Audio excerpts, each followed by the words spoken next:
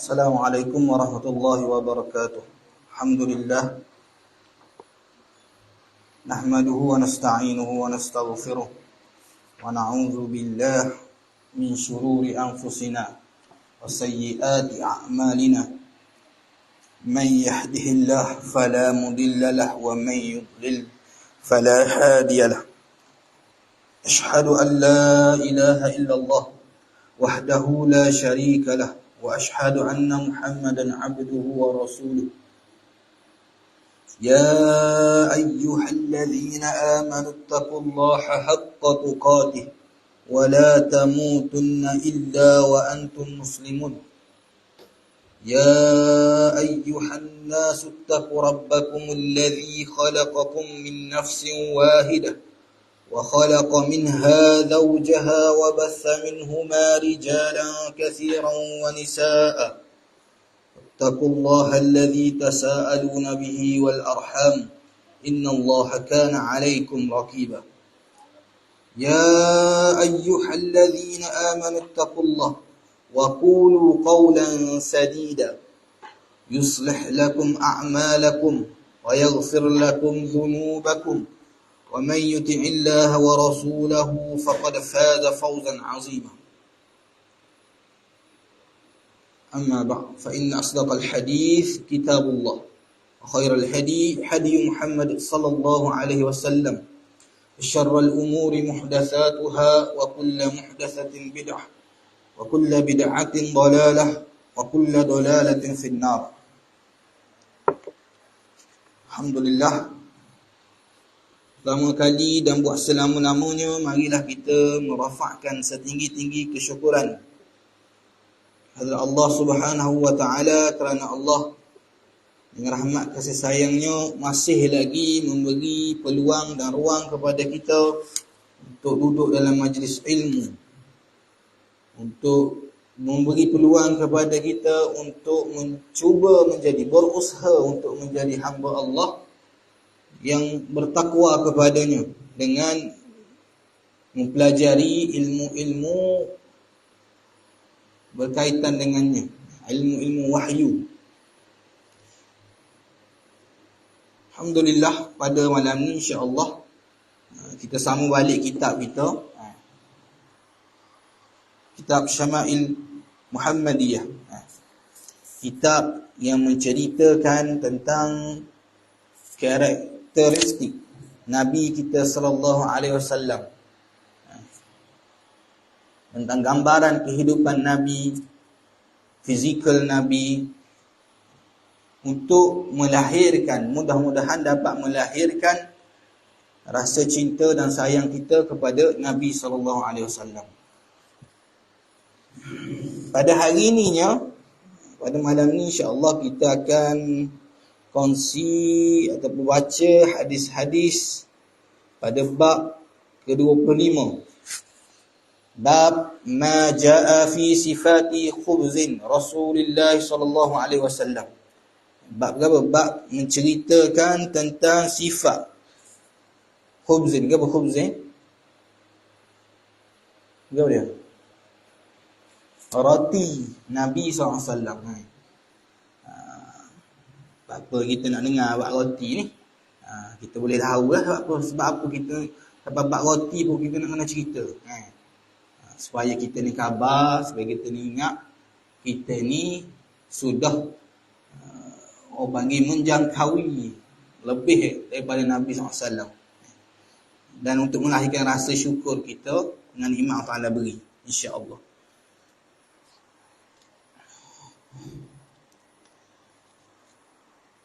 Jadi sebagaimana kita tahu, roti ni, apa sebut roti ni? Sebab roti ni makanan ruji bagi orang Arab dulu. Bagi zaman Nabi, roti lah makanan ruji dia. Sekarang pun masih jugalah makanan asas, makanan utama. Sebagaimana kita di Malaysia ni, makanan asas kita, makanan utama kita adalah nasi. Lepas tu nasi tu buatlah lagu mana pun dia jadi ada lauknya, jadi orang panggil ada macam-macam inovasi lah yang tidak ada pernah pada zaman Nabi pun ada. Sekarang ni tidak ada masalah. Jadi hadis yang ke-143. Haddatsana Muhammad bin Musanna wa Muhammad bin Bashar qala haddatsana Muhammad bin Ja'far qala haddatsana Syu'bah an Abi Ishaq qala sami'tu Abdurrahman bin Yazid yuhaddithu 'an al-Aswad bin Yazid an Aisyah annaha qalat ما شبع آل محمد صلى الله عليه وسلم من خبز الشعير يومين متتابعين حتى قبض رسول الله صلى الله عليه وسلم. Muhammad bin Al-Musanna dan Muhammad bin Bashar bercerita kepada kami, keduanya berkata, Muhammad bin Ja'far bercerita kepada kami, ia berkata Syu'bah bercerita kepada kami dari Abu Ishaq. Ia berkata, aku pernah mendengar Abdurrahman bin Yazid bercerita dari Al-Aswad bin Yazid dari Aisyah bahawa ia berkata keluarga Muhammad sallallahu alaihi wasallam tidak pernah kenyang makan roti gandum ataupun bali dalam 2 hari berturut-turut hingga Rasulullah sallallahu alaihi wasallam wafat, mati.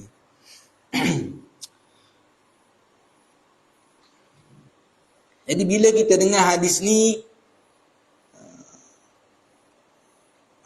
menunjukkan kepada kita betapa Nabi SAW seorang insan yang terpilih, seorang insan yang mulia, seorang insan yang disebut namanya. Tapi kehidupan dia tidak pernah kenyang 2 hari berturut-turut hingga Rasulullah wafat. Tak pernah kenyang 2 hari berturut-turut. Sifat ataupun kehidupan seorang insan yang kita kata agung di mata kita, hebat di mata kita. 2 hari berturut-turut. Mana dia hari ni kenyang, esok takkan kenyang. Lusa pula mungkin kenyang. Mana takkan ada kehidupan dia tu 2 hari berturut-turut dia kenyang. Mesti lapar. Bukan sengaja, tidak. Tapi kerana kemiskinan yang diuji oleh kepada Rasulullah SAW.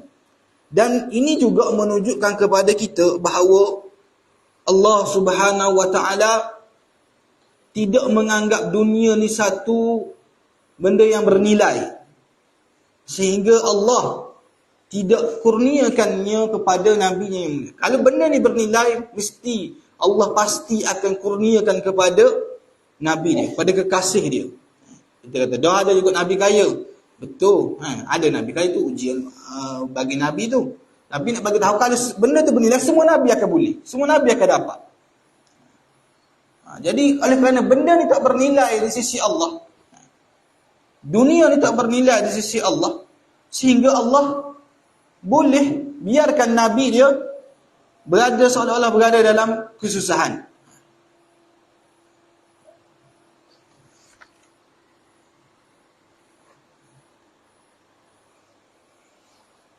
Dan ini juga menyedarkan kepada kita bahawa kita ni jangan anggap bila kita berada dalam kesusahan, bila kita berada dalam kesengsaraan, tu tanda Allah benci kepada kita. Tidak.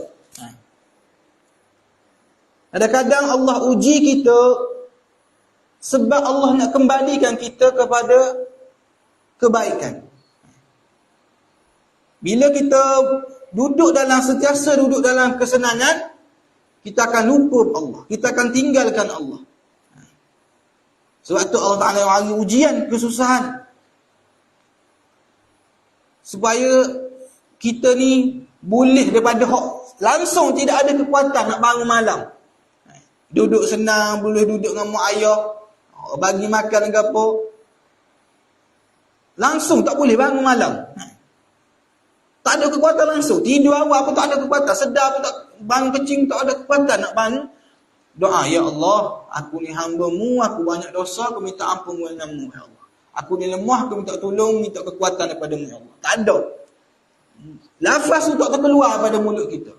Sehingga Allah Ta'ala, kerana sayang dan kasih kepada hamba dia, berikan ujian yang berat kepada hamba-Nya, supaya tak ada kekuatan tadi jadi mampu bangun.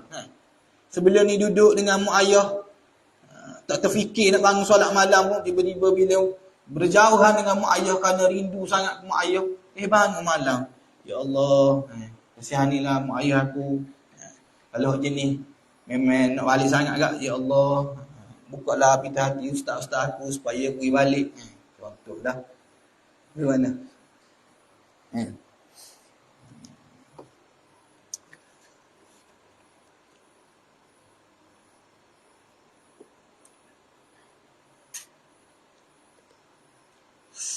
Jadi itu sih keadaan Nabi kita sallallahu alaihi wasallam yang orang panggil apa, yang kita ni berdegar-degar nak ikut dia, nak jaga sunnah dia, tapi kita tak bersedia nak memikul beban. Bukan nak pikul sangat pun, nak ikut jalan dia. Bila kita ikut jalan Muhammad sallallahu alaihi wasallam, jalan Nabi kita ni, kita akan tempuh kesusahan sebagaimana Nabi kita. Bukan susah gitu, tak semua orang susah gitu. Tapi ingatlah, bila kita ikut jalan Nabi, kita akan diuji. Kita akan mungkin dihina, dimarahi, orang panggil apa? Tidak disukai oleh orang. Tu biasa, benda yang biasa dilalui oleh Nabi. Kita pergi kepada hadis yang seterusnya. حدثنا عباس بن محمد الدوري قال حدثنا يحيى بن أبي بكير قال حدثنا حريز بن عثمان عن سليم بن عامر قال سمعت أبا أمامة الباهلي يقول ما كان يفضل عن أهل بيت رسول الله صلى الله عليه وسلم خبز الشعير.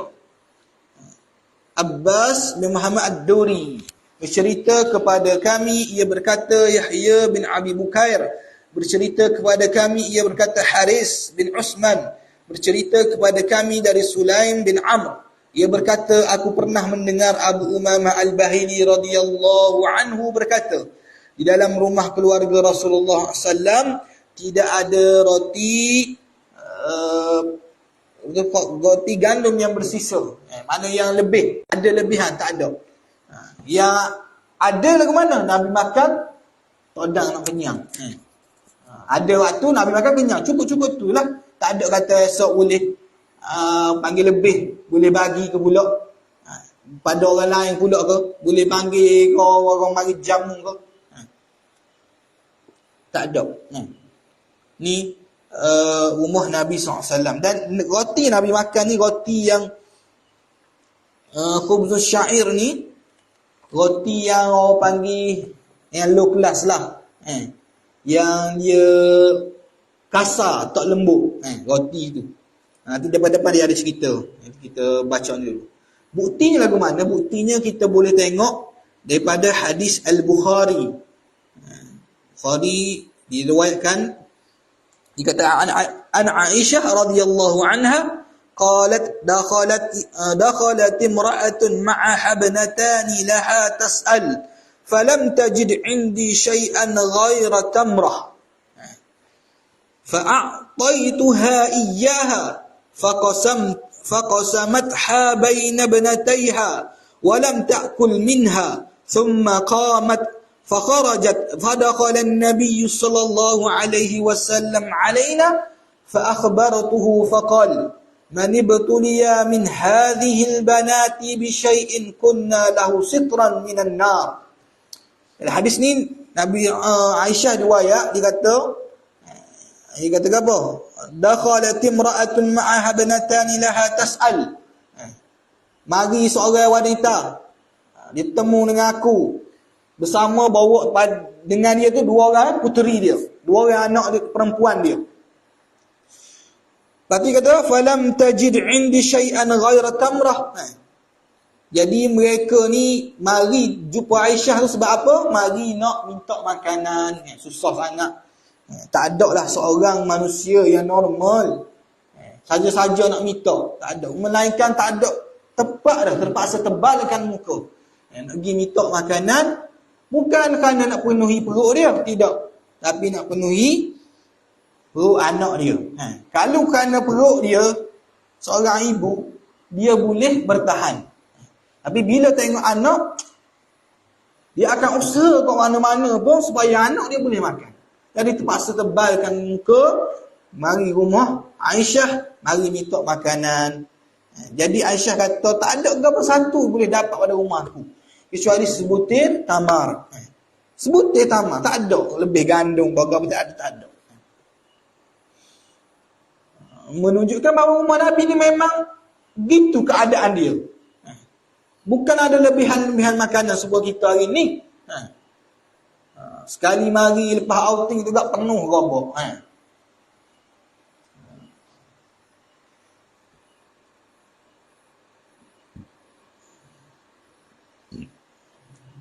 Jadi Aisyah kata fa'ataituha iyyaha, aku pun berilah kurma tu kepada dia.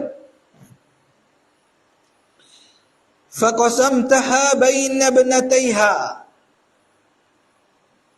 Jadi ibu tak diboleh tu, dia pun bagi 2 kurma dia. Sebutir kan? Bagi 2 kurma, dia pun bagi kepada anak sebelah. Seorang lagi sebelah. Kenyai kau. Kenyai kau agak-agak. Orang biasa makan banyak, dia tak kenyai.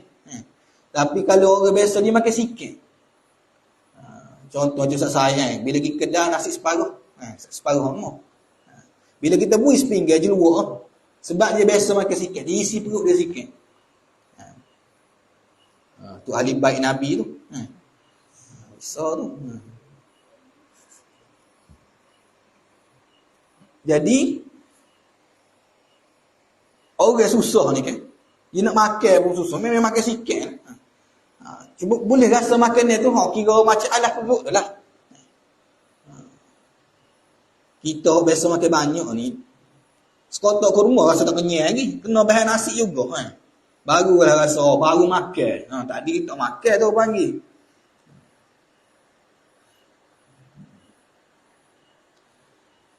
Jadi dia bagi 2 kurma sebelah tu, bagi anak dia 2 orang tu. Dia sendiri tak makan lah. Tu sifat seorang ibu. Seorang ibu ni dia penting ada sifat isar, melebihkan anak-anak dia daripada diri dia sendiri. Sebab itulah orang panggil apa? Ibu, kedudukan ibu ni sangat tinggi. Sebab banyak pengorbanan yang dia lakukan untuk anak-anak dia. Masa dia mengandung, zat-zat dia banyak disedut oleh anak-anak dia. Kebanyakan orang yang mengandung, perempuan-perempuan yang mengandung ni, bagi beranak, lepas beranak ni kak, kalau orang miskin tak tahu boleh lah anak pakai, orang panggil apa, pakai bekung mahal ke, pakai alat, orang panggil suplemen untuk jadi comel mula, kulit dia kurus mula, dia pada kulit.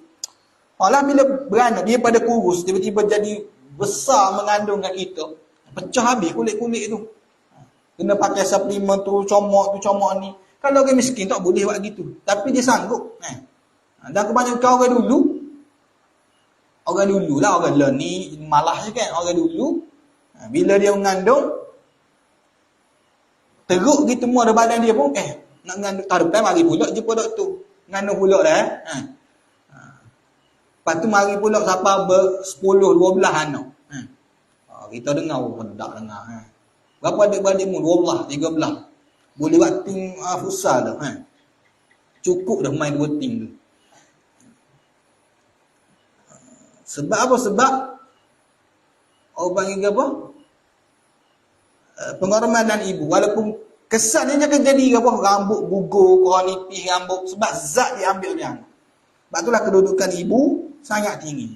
Dan kita pun kalau diajar untuk berdoa kepada mak ayah kita ni. Kita doa, Allahumma ghfirli wali walidayya warhamhuma kama rabbayani shaghira. Ya Allah, ampunlah dosaku, dosa kedua mak ayah aku. Kasihanilah mereka sebagaimana mereka mengasihani aku sejak aku kecil lagi. mak ayah kita ni kasih kepada kita sehingga dia ni tak, orang panggil gabung, tak boleh apa yang dia idam pun tak apa, asal anak-anak dia boleh. Asal anak-anak dia boleh. Dan antara bentuk pengorbanan mak ayah kita ni, bersusah payah hantar kita untuk ngaji di madrasah. Ngaji di madrasah ni tak sama dengan sekolah kerajaan. Sekolah kerajaan mungkin belanja dia tak banyak sebulan. Di madrasah, iuran saja mungkin 200, 300 sampai ke 500, ada yang 1000. Kadang-kadang mak ayah tu bukan orang senang pun. Dipanggil, dikategorikan 40. Tapi kerana dia fikir masa depan anak dia, biar terjamin. Biar boleh baca Al-Quran. Kadang-kadang mak ayah kita atas kita ni tak target 30 juzuk pun. Dia target biar boleh baca Quran, bila aku mati boleh solat jenazah kat aku. Tapi kita beri harapan yang tinggi, ustaz-ustaz, kita beri harapan yang tinggi. Kita beri motivasi kepada mak ayah kita, bahawa kena letak tekad, kena letak orang panggil apa, azam, kena letak orang panggil harapan, biar anak kita ni biar boleh semampunya. Mana kalau boleh, kalau daripada tak pandai baca Quran langsung, sekurang-kurangnya boleh 15 juzuk. Ni boleh juzuk tu memang sorok dah mak ayah ni. Sebab anak kita baca Quran, dia baca Quran kok masa duduk rumah. Mari ke tahfiz, boleh baca sejuzuk, boleh ingat napas juzuk 30 juzuk 30. Sorok sangat dah, rasa suka sangat dah. Tak beri harapan yang tinggi pun. Tapi kita tak nak setakat tu sahaja. Sebab bagi kami kan, sebab kalau pengalaman mudir sendirilah kan, mudir ni bukan di kalangan pelajar yang diberi harapan, tapi bila dia ada kesungguhan di antara anak-anak murid, ustaz dia dulu, dia orang terkedepan hari ni yang membela sunnah. Bukan pong ni kan, tapi kalau dengar tu naiklah gaji sikit. Jet dah ni contohnya.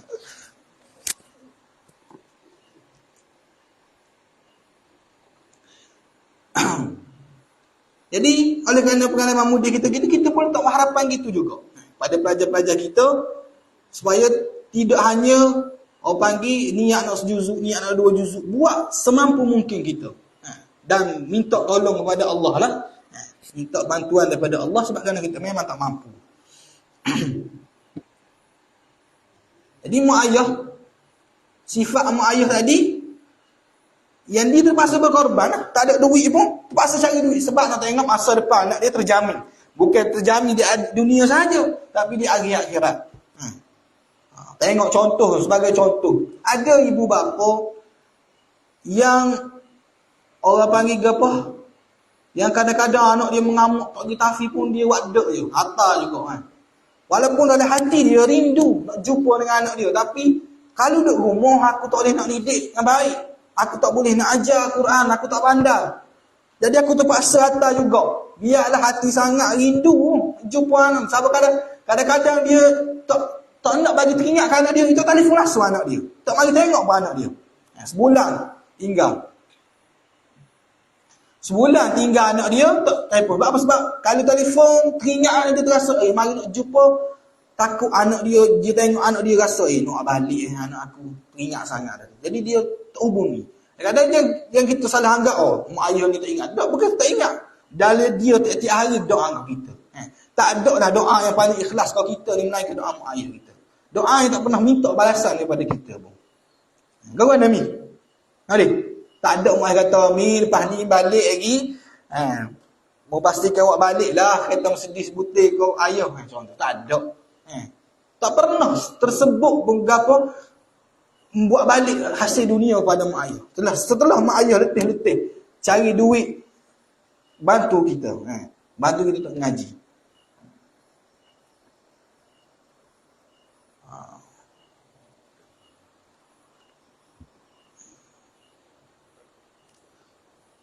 Ustaz, dan berdasarkan pengalaman lah, ustaz ni ngaji bukannya pandai sangat, tak pandai pun.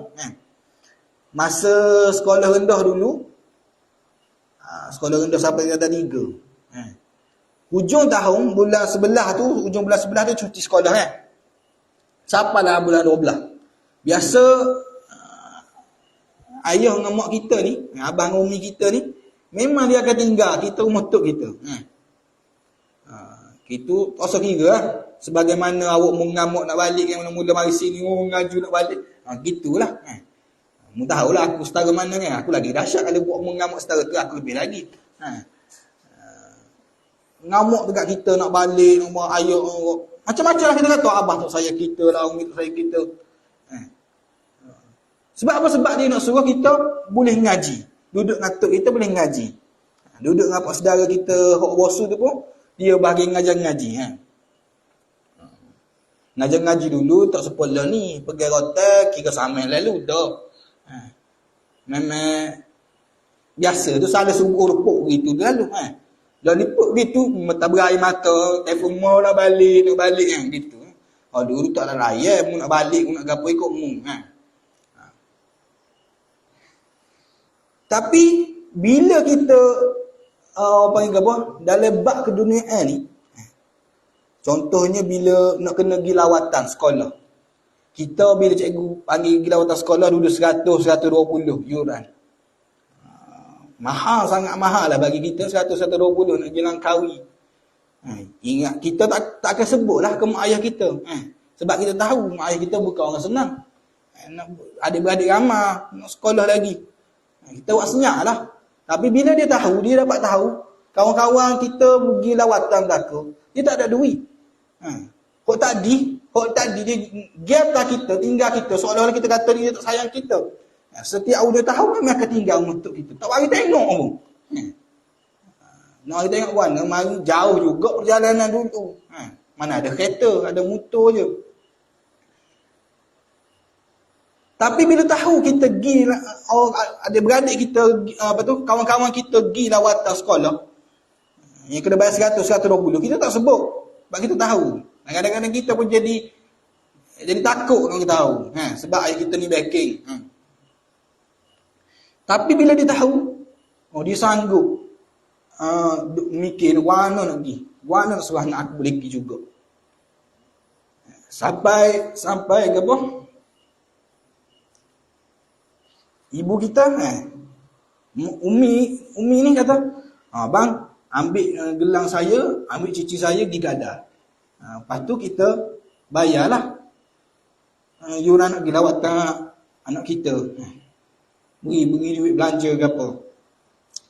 Jadi ayah ni bila dia buat sesuatu benda, dalam bab pelajaran seolah-olah tak sayang kita. Kita nak pergi sekolah biasa, kita nak pergi ngaji gini, nak buat gini. Tapi dia tak cara. Sebab apa? Sebab dia fikir benda tu tak beri kebaikan kepada kita. Pada pandangan dia lah.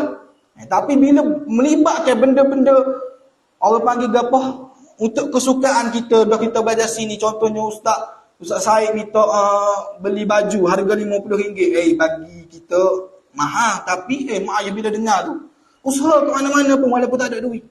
Supaya anak kita suka duk mengaji sini. Ni sifat mak ayah. Ya sebab itulah Allah Ta'ala letak orang panggil kedudukan dia tinggi sangat-sangat. Dan antara dosa yang paling besar, di antara dosa besar yang duduk pada tangga yang kedua, adalah dosa yang kita menzalimi ataupun kita menderhakai mak ayah kita.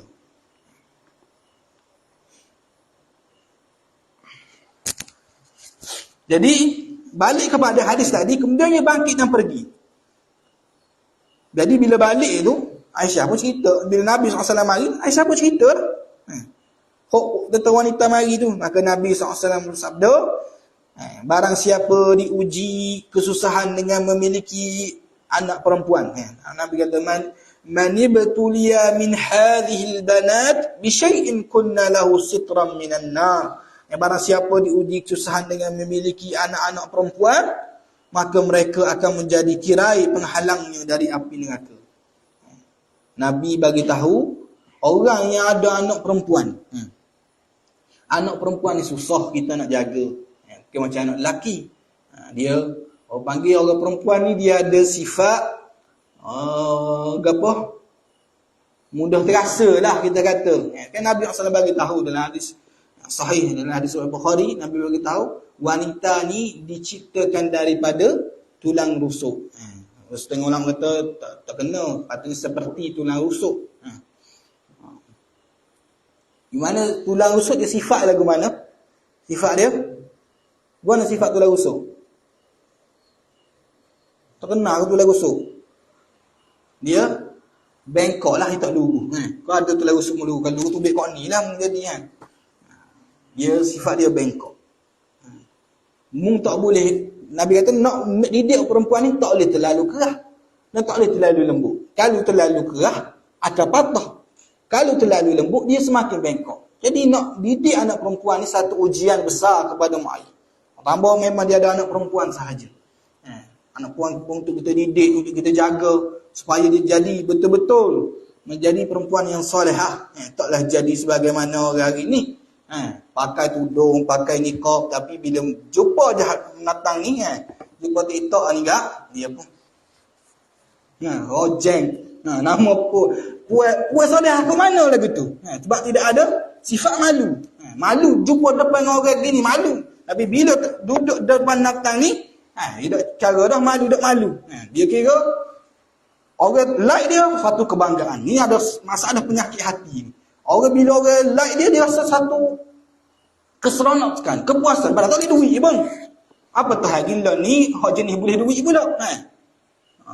Nyanyi dengan sikit, nanti kita bagi gift. Nanti kita bagi gift. Oh, nyanyi selalu dia. Tak cara dah, hadis larangan ke apa. Hak dia ngaji selama dia buat tahu habis.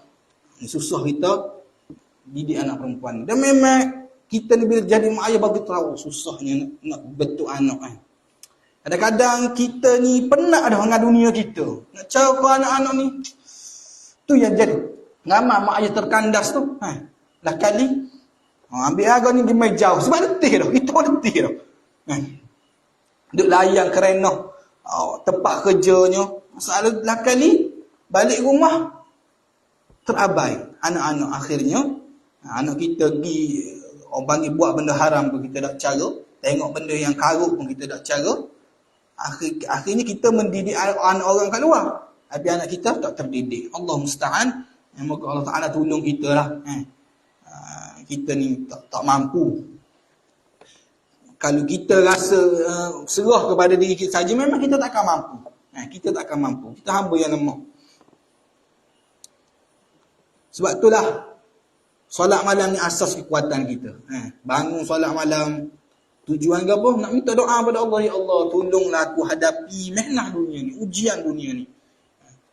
Yang makin hari semakin teruk. Yang semakin hari semakin menggoncang iman kita.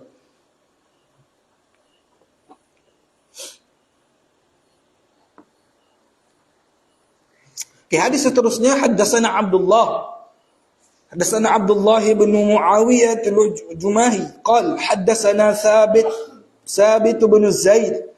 An Hilal bin Khabbab an Ikrimah an Ibn Abbas qala kana Rasulullah sallallahu alaihi wasallam yabitu al-layali mutatabi'ata tawiyan huwa wa ahluhu la yajiduna isha'an wa kana aktharu khubzihim khubz asy-sya'ir.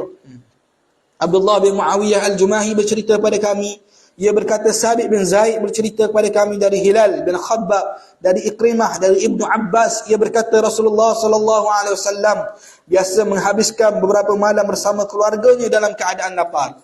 Mereka tidak memiliki makan malam. Kebanyakan roti yang mereka makan adalah roti gandum kasar. Roti gandum kasar dia khubz asy-syair. Dia sebut khubz asy-syair, mana roti ni roti yang tidak ditapis gandum dia. Mana roti tu roti yang kerah. Jadi dia kata Nabi kita SAW ni biasa habiskan malam dengan keluarga dia dalam keadaan lapar. Maknanya Nabi ni orang panggil tak ada lah makan malam dia. Istilah makan malam tak ada. Lepas tu kalau dia makan pun makan roti gandum kasar tu. Roti lah sebab benda tu benda asasi, makanan asasi. Roti lah.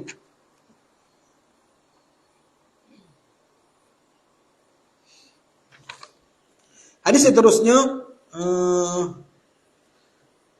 saya baca lamatan dia, baca terus teks dia. An Sahal bin Sa'id annahu matan pula sanad. An Sahal bin Sa'd annahu qila lahu akala Rasulullah sallallahu alaihi wasallam naqi, ya'ni al-huwara.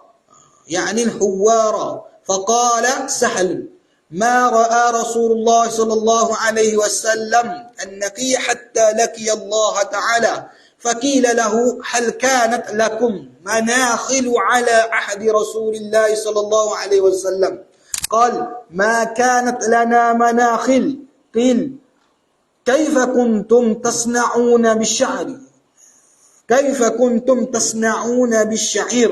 قال: كنا ننفخه فيطير منه ما طار ثم نعجنه.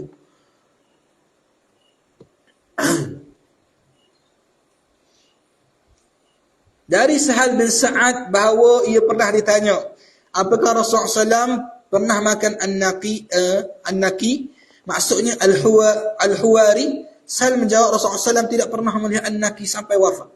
Bukan setakat tak pernah makan an-naqi ni, tapi sampai mati Nabi tak pernah tengok. Apa an-naqi? An-naqi adalah gandum yang diayak ataupun ditapis sehingga mengeluarkan apa panggil apa?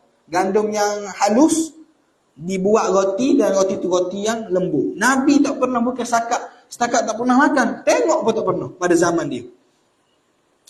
Kemudian dia ditanya lagi, apakah kalian memiliki saringan tepung? Berapa hingga apa? Bekan napih lah, kita kata napih tepung tu. Pada masa Rasulullah SAW, dia menjawab, kami tidak memiliki penapis itu. Dia tanya lagi, apa yang kalian lakukan dengan gandum syair? Dah nak buat lagu mana? Nah, syair gandum kasar dia tu. Dia kata kami meniupnya, kemudian terbanglah sebut-sebut kecil. Mana dia? Kocok-kocok kita dia pun tiup gitu. Gandum. Dia bukan serupa bagi apa? Serupa kita ayak kacang nak buat rasa kapik tu. Tu boleh lah kasar-kasar kita buat kulit dia. Gandum ni ni jenis tepung-tepung. Debu. Payah nak asingkan. Jadi daripada itulah dia buat rotinya. Sebab itulah roti yang dimakan oleh Nabi SAW, roti yang kasar, syair tu mana.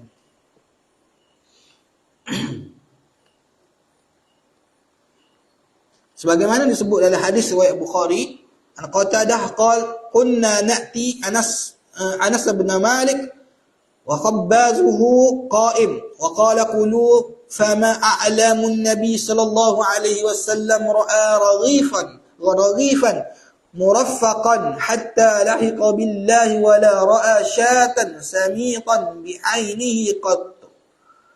Dari Qatadah, ia berkata, kami pernah mengunjungi Anas bin Malik. Saat itu tukang buat rotinya sedang berdiri. Kemudian Anas berkata, makanlah. Aku tidak pernah mengetahui bahawa Rasulullah SAW pernah melihat raghif. Raghif ni jenis roti yang halus juga, yang halus lembut, sehingga beliau wafat. Tak tahulah roti mana tu, roti bata ke roti iri tu, wallahu alam. Cuma roti tu sumber dengan naki tadi, roti tu jenis lembut.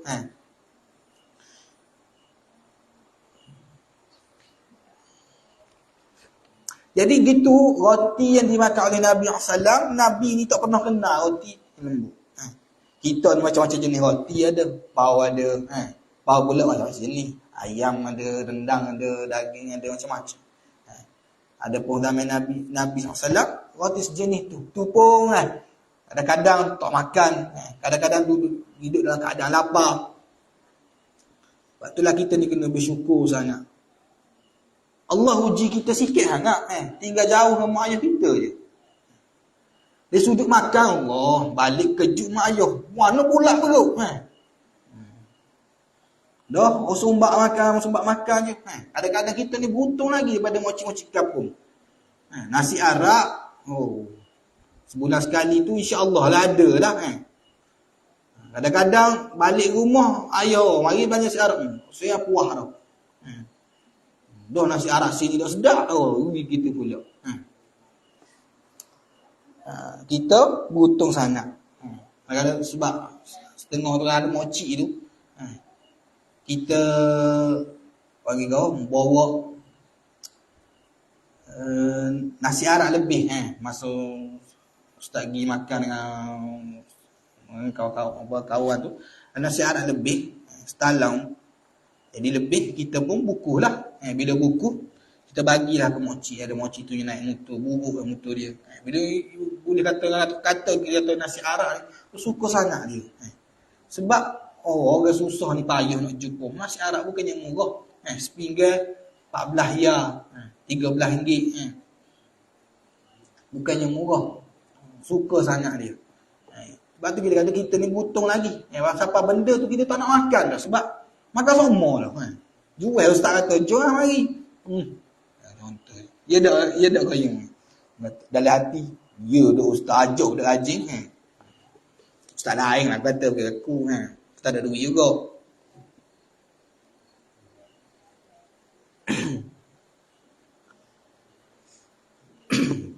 Hadis seterusnya, hadatsana Muhammad ni baca dah. Ni. An Anas bin Malik qala ma akala an-nabi sallallahu alaihi wasallam ala khiwan wala fi sukur rajah wala khubiza lahu muraqqaqun qala fa qultu liqatadah fa ala ma kanu ya'kulun qala ala hadhihi as-sufa qala Muhammad bin Bashar يونس هذا الذي روى عن قتادة هو يونس الإسقاف. Ini cerita pasal perawi. Dari Anas bin Malik ia berkata Nabi SAW tidak pernah makan dengan khiwan. Khiwan ni apa? Tempat letak makanan lah. Meja lah kita kata. Sama ada meja tu bentuk kita duduk cokoh atas lantai ke ataupun kita ada kursi. Khiwan lah kita panggil. Tempat letak makanan. Jadi Nabi ni tak pernah duduk meja. Kita pernah kan Nabi tak pernah makan bersandar. Sebelum ni kita belajar pak sandar. Bila bersandar tak ada kursi lah maknanya. Ataupun tak sandar dinding. Ni Nabi tak pernah makan menggunakan meja ni. Ataupun tempat letak makanan tempat tinggi. Sama ada kita duduk atas kursi ataupun kita duduk atas lantai. Nabi tak pernah guna benda tu. Lepas tu Sukur rajah ni pinggan kecil. Macam kita ada pinggan khusus kan. Kita makan nasi, kita ada pinggan, lepas tu kuah tu ada pula pinggan lain. Sukur rajah tu pinggan kecil. Dan juga roti beliau tidak dilembutkan. Ia berkata, aku bertanya kepada Qatadah, mereka makan dengan apa? Dah makan guana lagu tu. Dia jawab dengan sufrah tempat alas makanan. Nabi letak makanan atas tu je. Tak atas tu kuah atau apa gitu je. Atas tu tak ada pada pinggan khusus. Kuah kari ayam khusus dia, sayur lah ada sekali. Apa roti tu dengan kuah pun bagi sekali.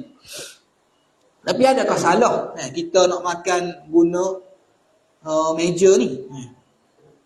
Tak salah. Sebab perawi daripada hadis ni Anas ni siapa? Qatadah. Dia pernah pergi rumah Anas. Lepas tu dia tengok orang yang buat roti Anas tu masa tu khaddam dia buat roti tu atas panggil apa? Atas khiwan ni. Meja tempat letak makanan. Tapi apa Nabi buat gitu? Sebab kerana sifat tawaduk Nabi sallallahu alaihi wasallam. Sifat tawaduk Nabi. Kita tak boleh buat gitu. Dah perut besar. Makan cori tu seolah lalu. Makan dua mulut tak ampuh dah. Sebab apa? Sebab sakit perut ni. Jadi sesuainya kita makan dalam meja kursi. Ataupun letak makanan tempat tinggi lah. Mana setara dengan kita. Lepas tu jenis sakit lutut pula nak turun payah. Kalau kau jenis makan meja Jepun tu, lepas tu nak duduk bawah atas latar tu, tak boleh sakit lutut. Ini orang kita. Adapun Nabi SAW, dia fizikal dia kuat, jismani dia kuat. Walaupun di akhir-akhir hayat dia Nabi SAW berisi lah sikit. Tapi masih boleh lagi panggil duduk gini, makan gini.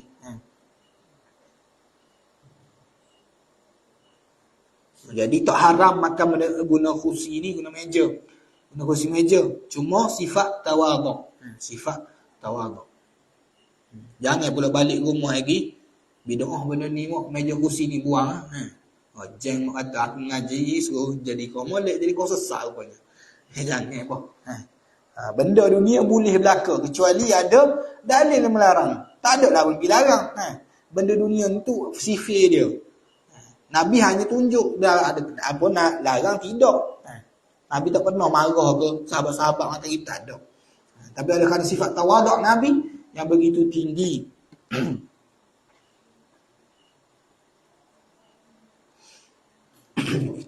Seterusnya, kita habis tajuk ni, lepas tu kita berhenti azan dah kan. Ada satu, tiga hadis je. Soal kita hadis berulang. An Masruq qala dakhaltu ala Aisyah fada'at li bi ta'am wa qalat ma ashba'u min ta'amin fa asha'u an abkiya illa baqit. Qala qultu lima.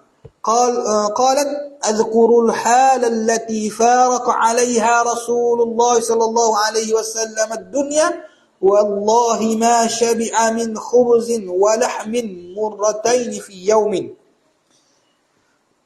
Dari Masruq ia berkata, aku pernah menemui Aisyah, ia pun menghidangkanku makanan, dan ia berkata aku tidak pernah makan sampai kenyang. Jika aku mau menangis, aku menangis. Aku pun bertanya kenapa. Ia menjawab, aku mengenang keadaan ketika Rasulullah sallallahu alaihi wasallam wafat.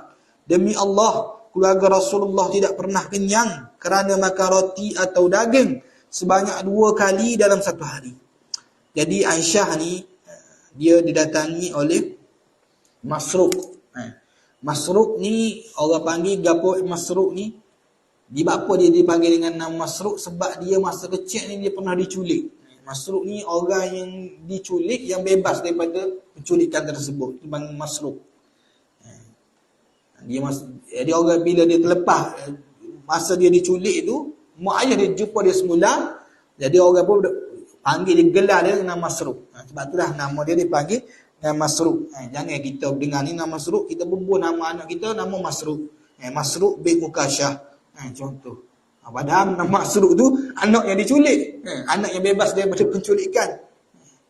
Ada apa anak mengena culik ke? Dah tak kena culik pun, tapi aku tengok sedap nama ni. Kalau mungkin kat orang Arab suka dia lah. Jadi dia kata bila aku pergi temu Aisyah ni, Aisyah pun hidang lah makanan kat aku. Bila hidang tu makanan, dia makan-makan tiba-tiba Aisyah menangis. Bila nangis ni, maksud tanya dah buat apa mu ni? Orang lain tak boleh makan nangis. Betul tak? Tak boleh makan, lapar, nangis. Aisyah ni, tengok makanan yang banyak, dia menangis. Tanya dah kenapa ni wahai Aisyah? Dia kata aku terkenangkan Nabi SAW. Sungguhnya keluarga Nabi SAW semasa hayat dia tak pernah kenyang, tak pernah makan roti atau daging 2 kali sehari. Roti itu kan benda asas uruji utama. Mana Nabi ni hanya makan sekali sehari saja. Bukan sebab memang kena makan sekali, tak. Kita sunnah makan sekali je. Kena makan sekali ya. Boleh tak orang mandi sekali ya? Boleh tak? Masa mana pilih masa mana, pagi ke petang, sekali je. Bukan gitu. Sebab kerana kemiskinan. Nabi SAW tak boleh nak makan daripada panggil apa? Pagi sekali ke, tengah hari sekali ke, malam sekali. Tak boleh. Kita dulu masa ngaji boleh agak buat gitu. Pagi, kalau hari cuti, pagi tak ada kerja benda ke apa semua, apa subuh ke apa semua tu kita duduk dengan kuliah kejap, balik duduk rumah sewa, tutup semua lampu tikar, tidur. Sebab ikut sunnah lah kononnya, makan sekali je. Sebab apa? Sebab duit tak ada dah. Hujung bulan memang duit tak ada dah. Jeng dah. Nak minta ke abah memang dah, apa tanya? Habis dah duitmu. Memang mula-mula macam saya sebut lah. Mula-mula boleh gaji rasa banyak. Bila guna-guna apa tak ada akhir bulan. Jadi kita pun tidur lah sampai tengah hari, bunyi azan Zuhur, bangun semaya Zuhur. Lepas tu togok air baik, tunggu petang kan kita masak mi segera lah. Masak mi segera. Beli dulu Nemi tu RM3.50 5 buku. Kadang-kadang orang cuma ni buku RM3.50. Dah ni dah jumpa RM3.50. Kejut di baru ni. Nemi tu harga RM9 lebih, kat RM7 dah. Ada RM7 pun ada. Kalau jenama Maggi awak gila-gila tu, kok saya tak bagi makan tu lagi mahal lah ni. Makan hak tu lah 5 hari. Nak boleh masuk gaji pula. Sampai masuk ayah abah hari duit belanja pula. Tapi gemuk semacam. Bola pada ni lagi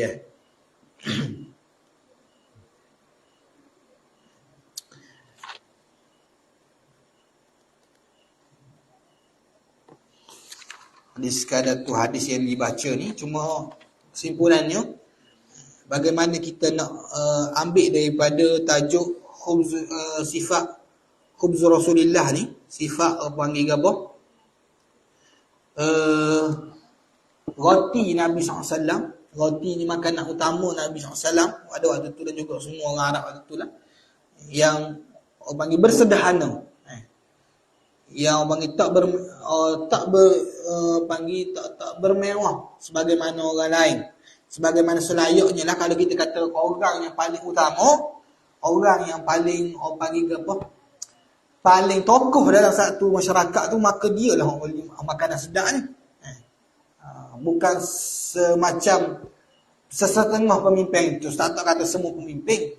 Sesetengah pemimpin hari ni kadang-kadang tanpa rasa segan, rasa silu, rasa malu, dalam keadaan masyarakat, dalam keadaan rakyat kesusahan, nak beli makanan mahal, beras pun naik, telur pun naik, semua benda naik, tanpa segan silu dia boleh tunjuk makanan. Contoh, tak ada di Malaysia ni, tak bagi contoh.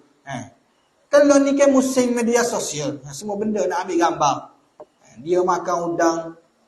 Udang pula bukan biasa-biasa, bukan udang macam umang air tu. Lobster. Lobster tak temu lagi dalam sungai tu dia. Tak temu lagi dia.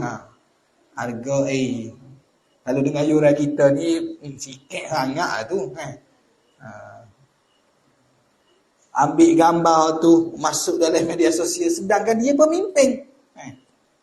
Kita kata Nabi SAW pun dalam bab harta benda Nabi buat kadang-kadang, contoh pedang Nabi tak salut emas ke apa.